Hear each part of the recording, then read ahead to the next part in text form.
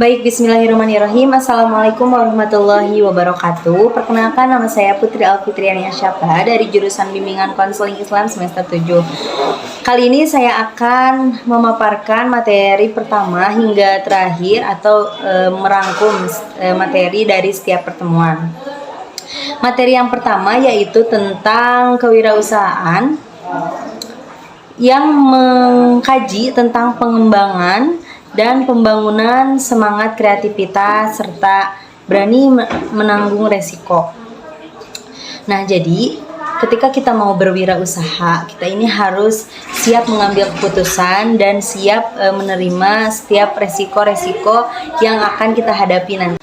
Jadi ketika kita ingin memulai usaha, ingin mempunyai bisnis, kita harus mengetahui dulu nih apa saja yang nantinya akan kita hadapi resiko ke depannya dan apa saja yang akan menjadi untung kepada kita. Nah, dagang merupakan suatu pekerjaan yang berhubungan dengan menjual dan membeli. Berarti ada penjual, ada pembeli, dan itu harus dengan kesepakatan bersama. Jadi bukan hanya kesepakatan dari si pembeli aja atau si penjual saja. Nah, contoh pengusaha-pengusaha sukses itu ada yang pertama Bob Sodiro, yang kedua ada Susti Pujiastuti. Selanjutnya materi kedua yaitu seorang wirausaha yang berhasil menjadi pemimpin.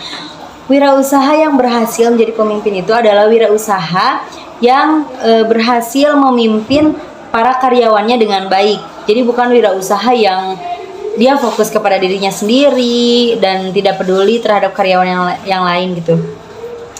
Nah, di sini juga para wirausaha ini memiliki gaya kepemimpinan yang berbeda. Mereka memperkembangkan gaya usahanya, mereka juga mengembangkan cara kepemimpinannya kepada para karyawan. Adapun etika bisnis dari seorang wirausaha yaitu diharapkan memberikan manfaat yang cukup bagi perusahaan lainnya. Yang pertama itu tingkatan kepercayaan masyarakat terhadap para pengusaha yang lain akan lebih terjamin. Nah, yang kedua, perusahaan akan dianggap sebagai perusahaan yang baik dan unggul, juga aman bagi masyarakat. Yang ketiga, mudah untuk melakukan investasi kembali di daerah lainnya. Yang keempat, kepercayaan investor itu akan sangat baik.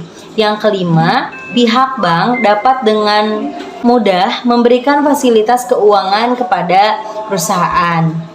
Nah, sifat-sifat seorang pemimpin agar kerjanya sukses dalam berbisnis, yang pertama itu bijaksana, yang kedua mudah melihat peluang, yang ketiga tidak cepat puas, yang keempat pantang untuk menyerah, dan yang kelima mampu beradaptasi. Jadi ketika ada karyawan baru atau bertemu dengan klien baru, humble gitu, jadi mudah untuk berkomunikasi dan bersosialisasi dengan baik. Pentingnya imajinasi yang harus kita gunakan yaitu imajinasi yang berkembang merupakan pemicu atau dorongan untuk bergerak melakukan sesuatu. Ketika kita mempunyai imajinasi, jangan hanya diimajinasikan, minimalnya kita bisa mendorong dari apa yang kita imajinasikan tersebut dan menggerakkan. Adapun cara untuk mempertajam situasi dalam diri kita adalah satu, pergunakanlah empati sehingga kita seiring berjalannya waktu akan merasa mungkin.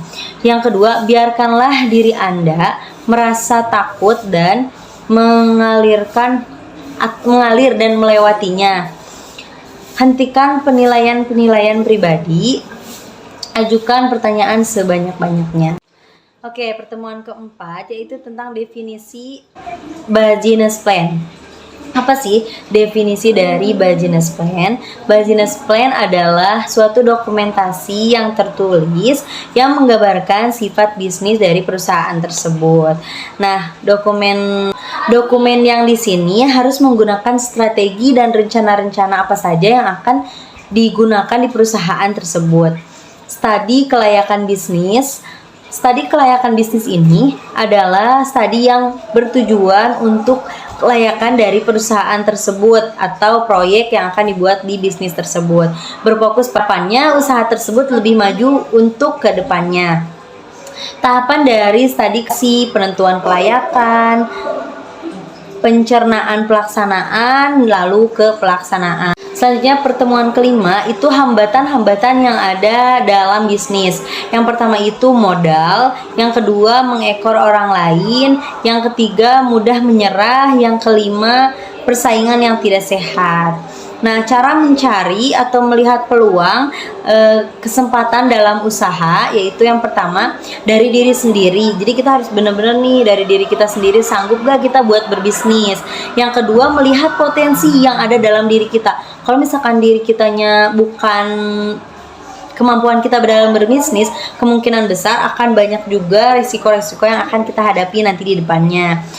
Yang keempat, browsing di internet apa aja sih yang bakalan kita butuhin itu untuk memulai bisnis, untuk menjalankan di pertengahan bisnis. Dan yang keempat, bertemu dengan teman-teman yang mempunyai pengalaman dalam wirausaha atau dalam berbisnis. Selanjutnya pertemuan ke-13, working capital adalah istilah Islam bagi modal kerja yang bersih.